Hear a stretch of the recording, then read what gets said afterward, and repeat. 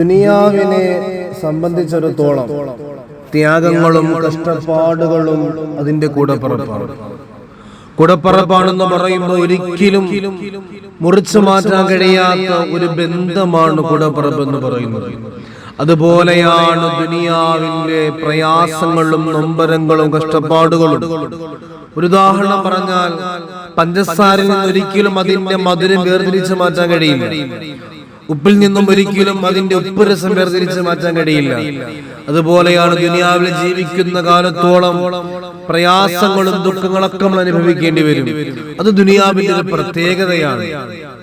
ഒരിക്കൽ അല്ലാഹുവിന്റെ ഹബീബ് സല്ലല്ലാഹു അലൈഹി വസല്ലമ തങ്ങളും സ്വഹാബാക്കളും മസ്ജിദ് നബവിക്കകത്തിരിക്കുന്ന സമയത്ത് മറ അലൈഹി ജനാസത്തുൻ, ഒരു ജനാസ അതുവഴി കൊണ്ടുപോകുകയാണ്. ആ സന്ദർഭത്തിൽ അല്ലാഹുവിന്റെ ഹബീബ് സല്ലല്ലാഹു അലൈഹി വസല്ലമ തങ്ങൾ പറയുകയാ, ഫഖാല മുസ്തരീഹു വ മുസ്തറാഹും മിൻഹു, ഒന്നെങ്കിൽ ആ മയ്യത്ത് മുസ്തരീഹായിരിക്കും, അല്ലെങ്കിൽ മുസ്തറായിരിക്കും. ഇത് കേട്ട സ്വഹാബാക്കൾക്ക് മനസ്സിലാകുന്നില്ല. സ്വഹാബാക്കൾ അല്ലാഹുവിന്റെ ഹബീബിനോട് ചോദിക്കുന്നു, ഖാലു യാ റസൂലല്ലാഹ്,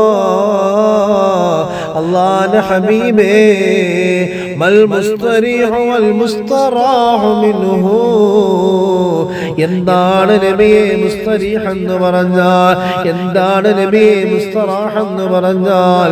ഖാലൽ അബ്ദുൽ മുഅ്മിനു, അല്ലാഹുവിന്റെ ഹബീബ് സല്ലല്ലാഹു അലൈഹി വസല്ലമ തങ്ങൾ പറഞ്ഞു കൊടുക്കുന്നു, അൽ അബ്ദുൽ മുഅ്മിനു, ഒരു മുഅ്മിനായ അടിമയുണ്ടല്ലോ, യസ്തരീഹു മിൻ നസബിദ് ദുനിയാ വആദാഹാ,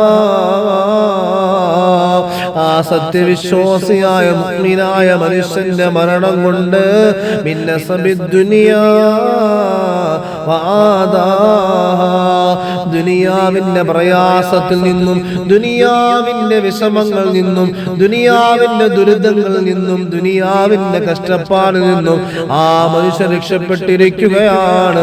ഇലാ റഹ്മത്തില്ലാ, അല്ലാഹുവിന്റെ റഹ്മത്തായ പരലോകത്തേക്ക് അവർ രക്ഷപ്പെട്ടിരിക്കുകയാണ്. അൽ അബ്ദുൽ ഫാജിറു, ഒരു തെമ്മാടിയായ ഒരു അടിമയുണ്ടല്ലോ, യസ്തരീഹു മിൻഹു, അവന്റെ മരണം കൊണ്ട് സന്തോഷിക്കുന്നതാണ്. അൽ ഇബാദു വൽ ബിലാദ്, ജനങ്ങളും ആ നാടും അവന്റെ മരണം കൊണ്ട് സന്തോഷിക്കുകയാണ്. വശജറു വദ്ദവാബ്, വൃക്ഷങ്ങളും മൃഗങ്ങളും അവന്റെ മരണം കൊണ്ട് സന്തോഷിക്കുകയാണ്. കാരണം നാട് സന്തോഷിക്കുമെന്ന് പറഞ്ഞാൽ മനസ്സിലാകും, അവന്റെ മരണം കൊണ്ട് ജനങ്ങൾ സന്തോഷിക്കുമെന്ന് പറഞ്ഞാൽ മനസ്സിലാകും. പക്ഷേ വൃക്ഷങ്ങളും മൃഗങ്ങളും അവന്റെ മരണം കൊണ്ട് സന്തോഷിക്കുമെന്ന് പറഞ്ഞാൽ, തെമ്മാടിയായ കള്ളുകുടിയനായ വ്യഭിചാരിയായ മോശക്കാരനായ ഒരു മനുഷ്യൻ താമസിക്കുന്ന സ്ഥലത്ത് ആ മനുഷ്യനിലേക്ക് പടച്ച റബ്ബിന്റെ അദാബ് ഇറങ്ങുമ്പോ അതിന്റെ ചുറ്റുഭാഗത്തുമുള്ള വൃക്ഷങ്ങൾക്കും അതിന്റെ അദാബ് ഇറങ്ങുകയാ. അതിന്റെ ചുറ്റുഭാഗത്ത് താമസിക്കുന്ന മൃഗങ്ങൾക്കും അദാബ് ഇറങ്ങുകയാ.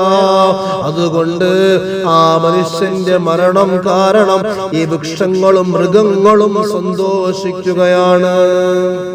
ഇവിടെ നമ്മൾ മനസ്സിലാക്കേണ്ട പ്രധാനപ്പെട്ട വിഷയം എന്നത്, അല്ലാഹു തആല തരുന്ന സകലമായ വിഷമങ്ങളും പ്രയാസങ്ങളും നൊമ്പരങ്ങളും യാതനകളും കഷ്ടപ്പാടുകളും ദുരിതങ്ങളും സഹിച്ച് ക്ഷമിച്ച് അല്ലാഹുവിന്റെ സുന്ദരമായ സ്വർഗ്ഗം നൽകാൻ നമ്മളെ കൊണ്ട് കഴിയണം. ആ ഒരു രീതി നമ്മുടെ ഈമാൻ മാറണം. അല്ലാഹു സുബ്ഹാനഹു വ തആല കരുത്തുറ്റ ഈമാൻ നൽകി അനുഗ്രഹിക്കുമാറാകട്ടെ.